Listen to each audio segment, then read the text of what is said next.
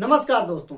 पुलवामा हमला बीजेपी के लिए मील का पत्थर बनता चला जा रहा है। यह भी कह सकते हैं जिस पुलवामा हमला ने बीजेपी को लोकसभा चुनाव 2019 में बम्पर जीत दिलाई थी, वही पुलवामा 2024 के चुनाव में कहीं भारी नुकसान न पहुंचा दे। इसकी वजह कोई और नहीं बल्कि बीजेपी के अपने ही नेता होंगे। जी हाँ, बार बार पुलवामा का मामला उठाने वाले सतपाल मलिक ने एक बार फिर बड़ा दावा किया है।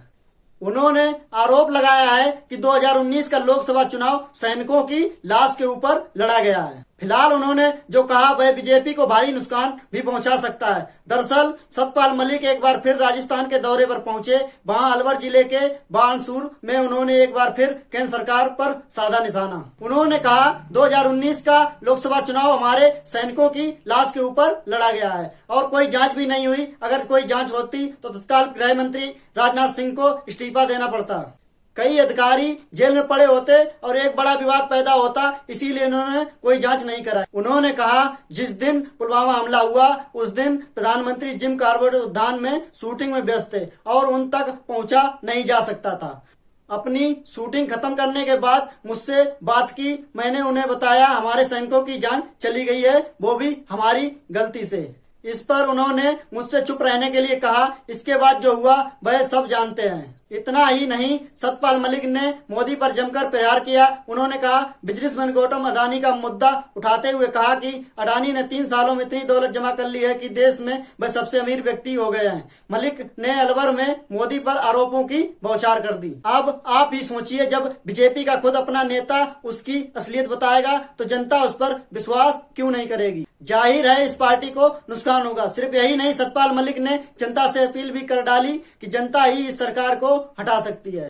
मैं आपसे अनुरोध करूंगा कि अगर आप इस बार चूके तो फिर कभी वोट देने का मौका ही नहीं मिलेगा। इससे पहले भी पुलवामा पर बयान देकर सतपाल मलिक ने तहलका मचा दिया था। सतपाल मलिक के इस बयानों से बीजेपी के पसीने छूट गए थे। उन्होंने दावा किया था कि इतना बड़ा काफिला कभी सड़क मार्ग से नहीं जाता, इसीलिए सीआरपीएफ ने गृह मंत्रालय से एयरक्राफ्ट देने की मांग की थी, जिसे ठुकरा दिया गया था। मलिक ने कहा सीआरपीएफ को केवल 5 एयरक्राफ्ट चाहिए थे, लेकिन एक बार फिर मलिक ने राजस्थान में अपना बयान दोहरा दिया। जबकि पुलवामा पर बयान देने के बाद ही सीबीआई ने मलिक को घर में पहुंचकर 1 से 5 घंटे तक पूछताछ की थी, लेकिन फिर भी मलिक ने अपने सवालों पर खड़े रहे और मोदी सरकार पर बयानों की बौछार करते रहे।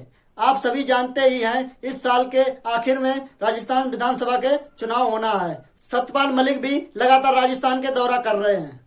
उनके बयान पार्टी के लिए हानिकारक साबित हो सकते हैं। कर्नाटक चुनाव में वैसे भी बीजेपी थक चुकी है।